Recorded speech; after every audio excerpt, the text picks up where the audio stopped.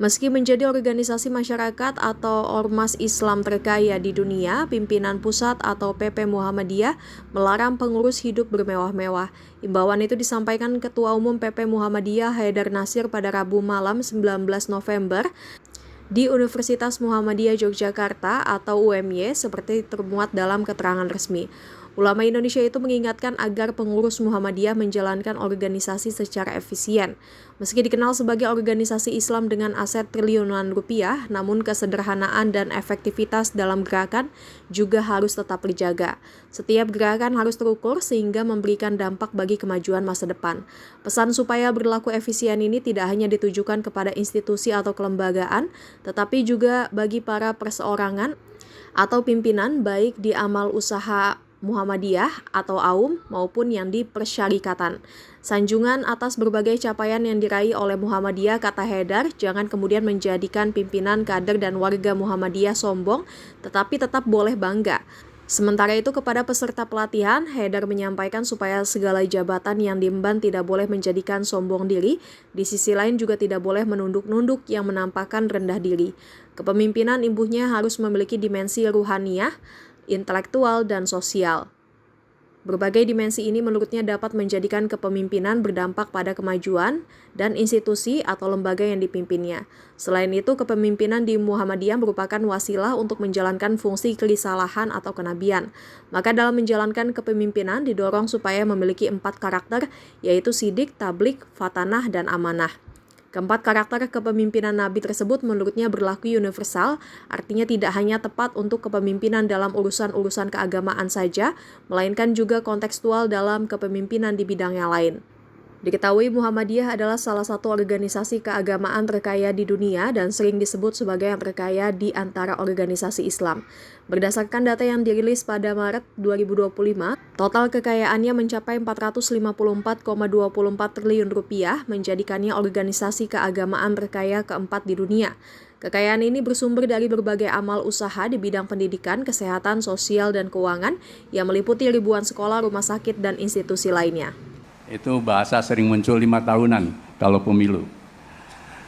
Jadi kami pakai untuk gerak memajukan bangsa dan negara. Dan kami berharap seluruh pimpinan persyarikatan, organisasi otonom, lembaga, majelis, biro, sampai ke pimpinan wilayah ke bawah,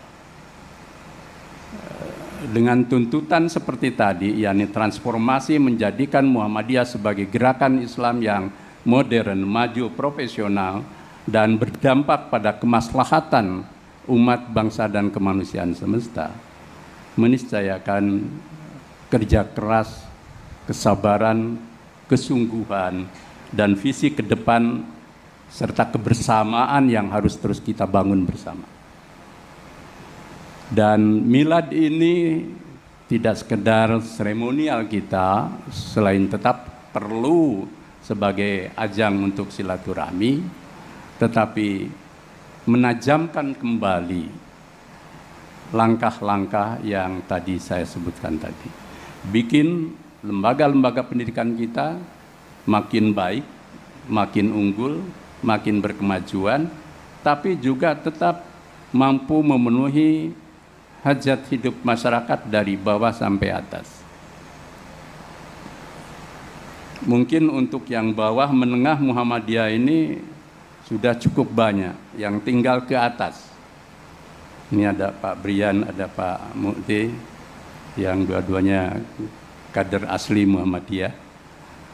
Saya yakin kita harus mulai juga orientasi ke situ, bukan dalam rangka untuk membangun kemegahan, tapi lembaga pendidikan kita memang harus makin unggul berkemajuan yang dapat memenuhi harapan masyarakat seluas mungkin. Dulu memang Muhammadiyah begitu rupa sangat concern untuk memenuhi masyarakat yang menengah ke bawah sebagai implementasi dari Al-Ma'un. Dan saking geraknya begitu rupa, itu Muhammadiyah menjadi sangat puritan. Dan sedikit saja memulai sendiri itu Muhammadiyah takut disebut borjuis gitu ya. Tidak ada salahnya bikin lembaga-lembaga kita itu menjadi unggul, berkemajuan dan terbaik. Dan saya percaya karena kita punya pengalaman membangun sistem dalam sejarah panjang, modal kesabaran, kesungguhan, alam pikiran maju, kita bisa untuk mengangkat sekolah-sekolah kita, lembaga-lembaga amal usaha kita menjadi berkelas lebih baik lagi. Kemudian tingkat kesejahteraan itu kan ada dua dimensi. Satu dimensi yang paling di depan, yakni dimensi yang bersifat kecukupan materi, kesejahteraan lahir, yang sering diidentikan juga dengan kemakmuran atau kelimpahan kalau dia berlebih. Tapi dalam makna yang lebih bersifat ruhani dan sosial, kesejahteraan itu juga punya dimensi-dimensi yang non-materi. Jika kita membaca rilis dari kajian dalam tajuk Global Foresting Study yang diselenggarakan oleh Harvard University di Mei 2025, Indonesia termasuk nomor pertama dari 10 negara yang tingkat kebahagiaannya tinggi, kan begitu. Indonesia, Israel, Filipina, Meksiko, Polandia, gitu ya. Kemudian di situ ada juga Mesir, ada Rwanda, Nigeria, Tanzania, dan Argentina. Tetapi parameternya itu memang parameter yang bersifat sosial dan sesuatu yang bersifat non-materi, tentang makna hidup, tentang karakter diri, tentang relasi sosial dan keamanan sosial.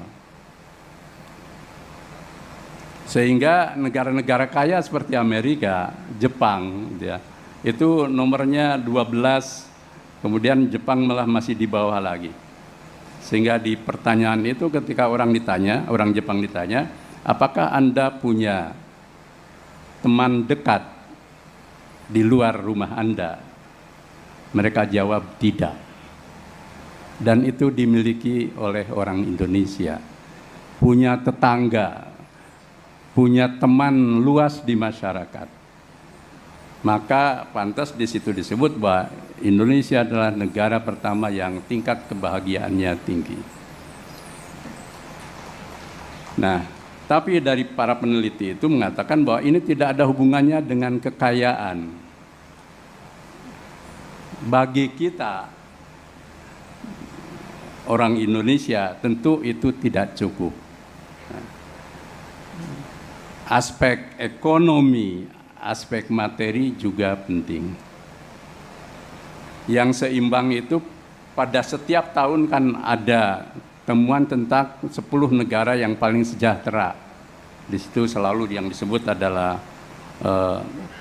Finlandia, Norwegia, kan, kemudian Swiss, Swedia, Luxembourg, gitu ya, Islandia, Jerman, Belanda, Selandia Baru, dan seterusnya. Itu parameternya lebih banyak lagi, 12, termasuk keamanan finansial, materi, dan lain sebagainya. Nah, kalau Indonesia masuk ke situ, saya yakin itu jauh lebih lengkap. Maka pesan dari Milad ini kepada semua kita, termasuk jajaran pemerintahan, mari kita akselerasikan usaha-usaha kita, baik pemerintah maupun komponen bangsa, untuk memajukan kesejahteraan bangsa. Khusus di bidang ekonomi.